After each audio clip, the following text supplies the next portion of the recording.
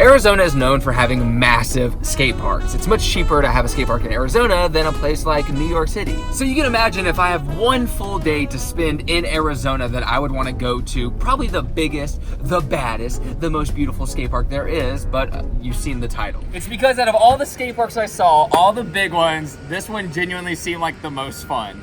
There's literally 4 people here already. But give me perfect plaza ledges over old skate parks any day. Okay, here we go.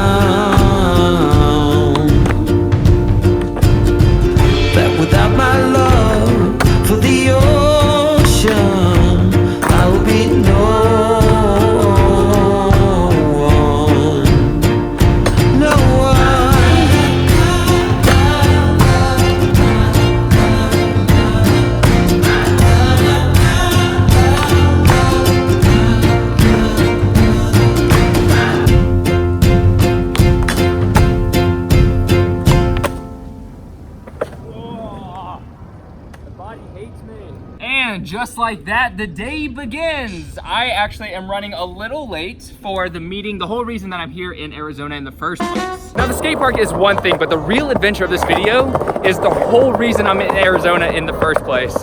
It's wild. I am in Arizona visiting the team that manages me, all the stuff that I'm building, this social media channel, etc. My manager. We've been in a conversation about a project I've mentioned on my YouTube channel several times. This right here is the first spot of the day that we're looking at for a potential skate park space. Yes, and we're trying to decide how to move forward and what's going on. So he wanted me to come here to see how his world works.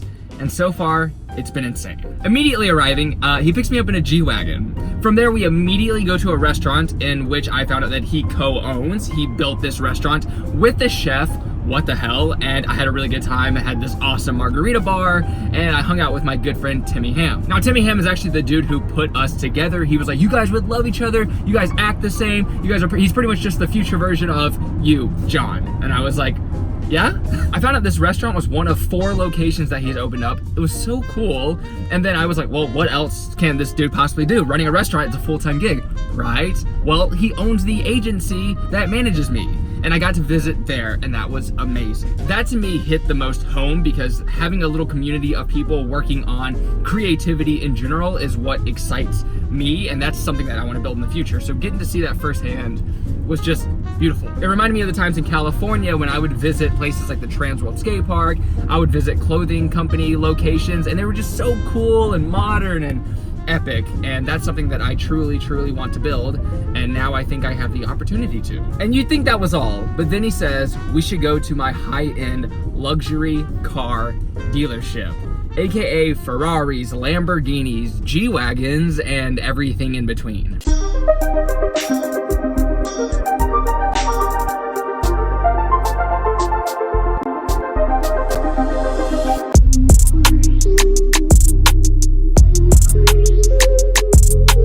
Dude, can you show us what your garage looks like? Yeah, follow me. Cool, alright. I'm scared. What the? Oh my. Dude, what the? Hey, what?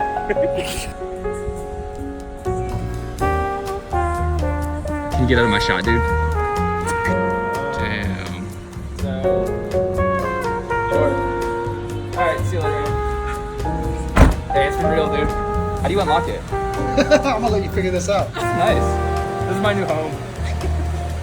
Dude, this is insane. Oh, they got a snack box in here? They got a snack box. Oh, you can just throw your mic connects in there?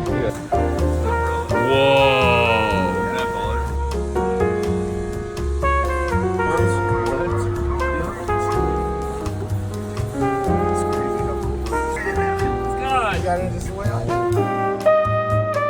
Wanna play Snake? Remember that game? Do you remember that big?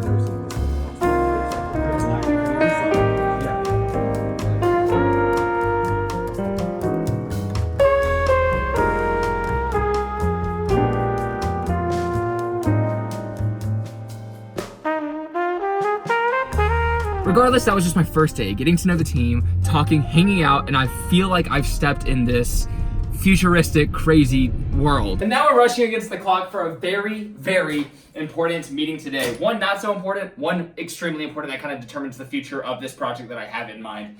No big deal. For me, things like this make me nervous because I don't want to rock the boat. And I shouldn't even say nervous because I don't want to put that in my own head, because I'm not. I'm gonna go in there and have fun and talk about what I actually want. It's gonna be great. And I'll let you guys know more details about what's happening, because this is big picture. Big picture.